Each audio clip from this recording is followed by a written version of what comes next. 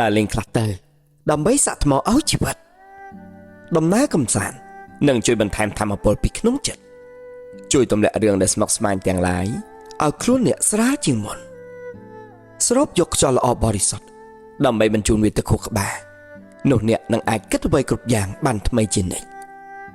សាក់ថ្មឲ្យជីវិតគឺជារឿងសំខាន់